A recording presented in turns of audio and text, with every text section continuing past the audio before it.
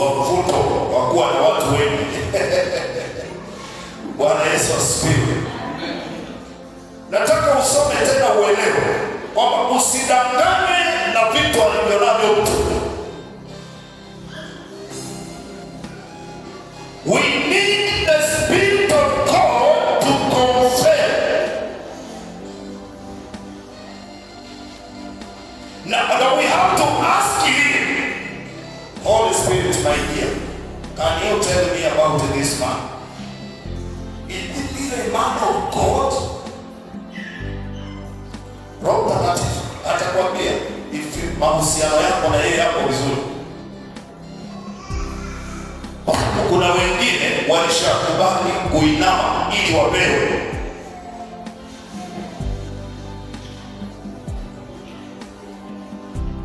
Hili jambo linatisha kwenye kizazi hiki. Ndio maana leo nakuta kuna wanaume ila wameolewa, na kuna wanawake walioolewa ila wameolewa tena, ili wapate tu vitu fulani.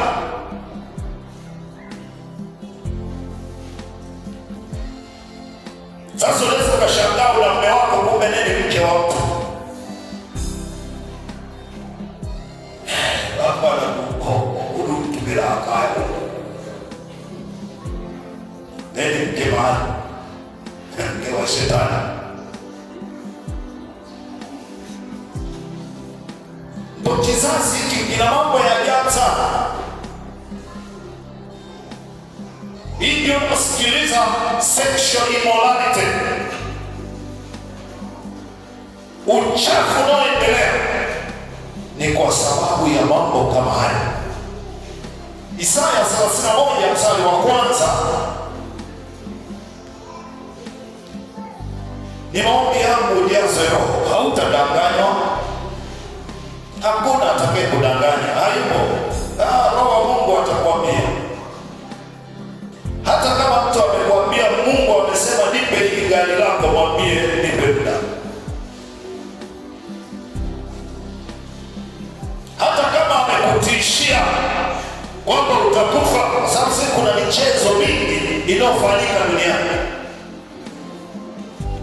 hasa kwa watu ambao hawajaitwa, hawajatumwa na waliokengeuka. Nataka usome hapo. Inasemaje Biblia yako? Ole wao wateremkiao Misri wapate msaada. Nataka kwanza uvute picha hiyo. Hao watu wanatoka kwenye watu wa Mungu, ila wanateremkia wapi? Misri. Wapate nini? Sawa. Sio wa Misri. Hapo haisemi na wapagani. Hapo anazungumzwa watu wanaojua ni taifa la Mungu, lakini hawamtegemei Mungu, wanateremkia Misri. Soma tena, ole wao ili wapate nini? Kuna watu wanafanya biashara kwa msaada wa giza, kwa msaada wa Misri, na yumo kanisani. Kuna watu wanaweza kuwa na ubiri, lakini kwa msaada kutoka Misri.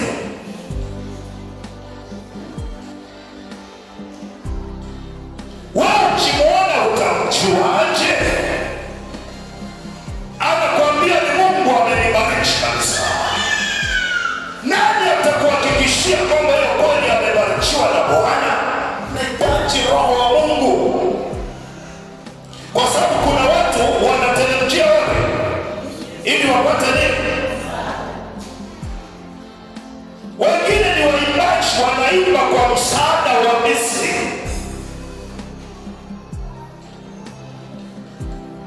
Wengine ni wahubiri, wanahubiri kwa msaada kutoka Misri.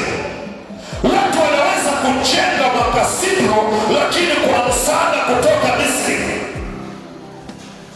Watu wanaweza kuwa na biashara kubwa kwa msaada kutoka wapi? Na ameficha siri. Hivi unafikiri Misri inaweza ikakusaidia bure? La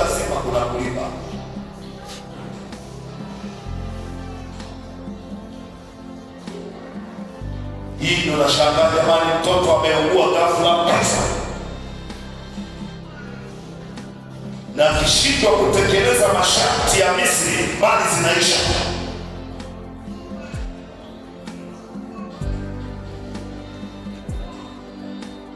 Na anajua kabisa, na unaweza ukaugua mpaka ukafa, ila ameficha siri, kumbe ni ule msaada. Sasa wa Misri wanataka faida, wakamwambia tunataka mke wako,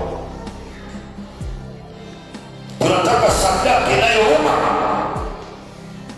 tunataka umaarufu, unataka fahari, tunataka sadaka sasa inayouma. Sadaka gani? Mzaliwa wa kwanza, imeandikwa kwenye Biblia, wanajua na maandiko pale mwanzo. Bwana akamwambia Abraham, nipe mtoto wako kwa sadaka. Wanajua na maandiko katika Isaya za Biblia, hazina za giza nitakupa, mali zilizofichwa. Kwa hiyo huko gizani ndio kuna mali, huko Misri ndio kuna mali. Wanatumia maandiko pia.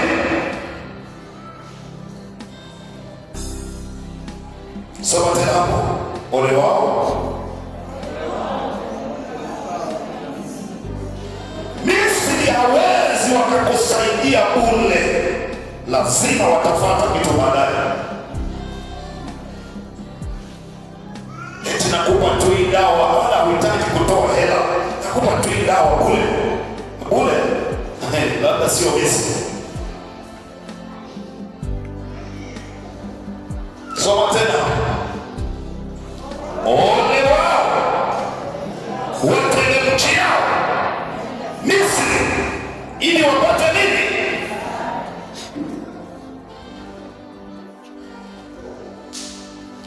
Sasa unapokutana na mtu aliyeteremka Misri na akapata msaada Misri, utamjuaje? Unahitaji Roho Mtakatifu,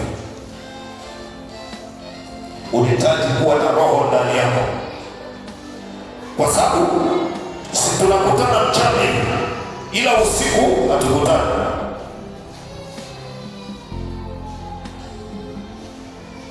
Nimesafiri, kumbe mtu ameenda Misri. Nimeenda kwenye maombi, kumbe kweli mtu ameenda kwenye maombi. Sasa mwenye kutusaidia ni Roho wa Mungu ndani yetu, kwamba huyu mtu sio.